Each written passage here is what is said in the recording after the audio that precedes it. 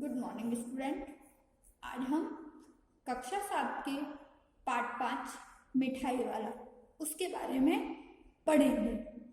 मिठाई वाला ये जो पाठ है, ये जो फेरी वाले होते हैं जो तरह तरह की वस्तुएं बेचने वाले आते हैं और वो वस्तुएं बेचते वक्त किस तरीके से राग में लोगों को आवाज़ देते हैं ताकि लोग उनकी तरफ आकर्षित हो सके और उन सामान को, उन वस्तुओं को खरीदने के लिए प्रेरित हो सके, इस प्रकार से इस पाठ में बताया गया है। बहुत ही मीठे स्वरों के साथ वह गलियों में घूमता हुआ कहता, बच्चों को बहलाने वाला, खिलौने वाला। तो फेरी वाले जो होते हैं, जो कोई भी सामान बेचते हैं या वस्तुएं बेचते हैं, तो इसी तरीके से राग में वे गाते हुए लोगों को अपने सामान को खरीदने के लिए, अपने वस्तुओं को खरीदने के लिए आकर्षित करते हैं ताकि कोई भी व्यक्ति उनके सामानों को खरीदने के लिए उनकी आवाज़ सुनकर, उनके व्यवहार से आकर्षित होकर उनके सामानों को खरीदने के लिए प्रेरित हो जाए। तो उसी प्रकार से एक बार क्या होता है, एक खिलौने वाला होता है, वो अपने मीठे स्वरों में, मीठी वाणी में गलियों में घूमता हुआ कहता है, बच्चों को बहलाने वाला, खिलौने वाला। इस अधूरे वाक्य को ऐसे विचित्र किंतु मादक मधुर ढंग से गाकर कहता है कि सुनने वाले एक बार अस्थिर हो उठे। इस तरीके से मतलब जैसे कि उनकी बात को सुनते ही सुनने वाले कोई भी व्यक्ति इतने बेचैन हो गए कि उसके स्नेहाभिषिक्त कंठ से फूटा हुआ गान सुनकर निकट के मकानों में हलचल मच जाती और उसका ऐसा मीठा स्वर, प्रेम रूप वाणी, जो उसके ऐसे शब्द थे जो प्रेम से भरे हुए थे। तो ऐसे जैसे ही उसने कहा और आसपास के मकानों में क्या हो गई, छोटे बच्चों में हलचल मच गई।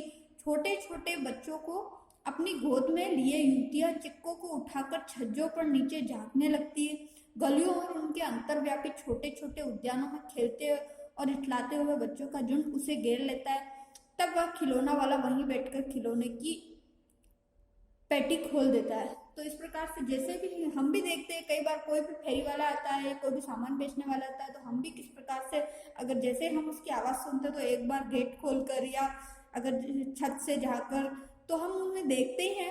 तो आसपास के बगीचे में खेलने वाले बच्चे, घरों में रहने वाले बच्चे दौड़कर उस खिलौने वाले को झुंड बनाकर घेर लेते हैं। बच्चे खिलौने देखकर पुलकित हो उठते हैं, इतने प्रसन्न हो जाते हैं। छोटे बच्चे को क्या चाहिए होता है, खिलौने ही चाहिए होते हैं। वे पैसे लाकर खिलौने का मोल भाव करने लगते, पूछते इचका दाम क्या है, और इचका। खिलौने वाला बच्चों को देखता और उनकी नन्ही नन्ही उंगलियों से पैसे ले लेता और बच्चों की इच्छा अनुसार उन्हें खिलौने दे देता। खिलौने लेकर फिर बच्चे उछलने कूदने लगते और तब फिर खिलौने वाला उसी प्रकार गाकर कहता, बच्चों को बहलाने वाला, खिलौने वाला। सागर की हिलोर की भांति उसका यह मादक गान गली भर के मकानों में इस ओर से उस ओर तक लहराता हुआ पहुंचता और खिलौने वाला आगे बढ़ जाता। तो इस प्रकार से वो एक गली से दूसरी गली में जाता, जैसे कि मानो ऐसे लगता है समुद्र में लहरें क्या कर रही है, हिलोरें ले रही है। तो उसका जो गान था इतना मधुर था कि तुरंत ही वो अपनी तरफ लोगों को आकर्षित कर देता था। राय विजय बहादुर के बच्चे भी एक दिन खिलौने लेकर घर आए। वे दो बच्चे थे, चुन्नू और मुन्नू। तो राय विजय बहादुर के जो दो बच्चे थे, चुन्नू और मुन्नू, तो उनके लिए वो क्या लेके आए, खिलौने लेकर आए। चुन्नू जब खिलौने ले आया तो बोला, मेरा गोला केच्छा छुंदल है। तो वो कहता है, जैसे बच्चा ऐसे ही बोलता है ना, तुतलाता हुआ, हकलाता हुआ, तो उसके कहने का मतलब ये है कि मेरा घोड़ा कितना सुंदर है। मुन्नू बोला, और देखो मेला केच्छा छुंदल है। तो फिर कहता है कि देखो मेरा तो कितना सुंदर है। दोनों अपने हाथी घोड़े लेकर घर भर में उछलने लगे। इन बच्चों की माँ रोहिणी कुछ देर तक खड़े खड़े उनका खेल निहारती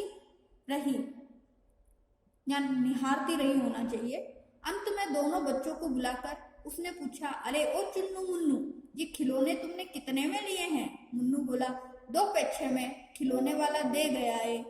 रोहिणी सोचने लगी, इतने सस्ते कैसे दे गया, कैसे दे गया, यह तो वही जाने, लेकिन दे गया ही है, इतना तो निश्चय है। एक जरा सी बात ठहरी, रोहिणी अपने काम में लग गई। फिर कभी उसे इस पर विचार करने की आवश्यकता भी भला क्यों पड़ती। तो इस प्रकार से जब वो दोनों बच्चे खेलते रहते हैं तो उनकी जो मम्मा है उनकी रोहिणी, वो उन्हें क्या करती है, देखती रहती है और फिर उनको निहारती रहती है और फिर बाद में उनसे पूछती है कि तुमने ये जो खिलौने लिए कितने में लिए। तो मुन्नू बोलता है कि 2 पैसे में लिए। तो फिर एक पल के लिए वो सोचने लग जाती कि खिलौने वाला इतना सस्ता खिलौना कैसे दे गया, लेकिन फिर बाद में विचार करती आखिर दे तो गए ही है, तो उस बात को वो भूल जाती है। उसी टाइम पूछ के फिर अपने काम में लग जाती है। तो इस प्रकार से आज हमने जो मिठाई वाला पाठ का भाग 1 पढ़ा है। आज का जो आपका होमवर्क है, इस भाग 1 को अच्छे से पढ़ना है और इसमें आए हुए शब्द जैसे संज्ञा, सर्वनाम। अब संज्ञा शब्द क्या थे, जैसे विजय बहादुर, चुन्नू मुन्नू, रोहिणी, अब ये संज्ञा शब्द थे।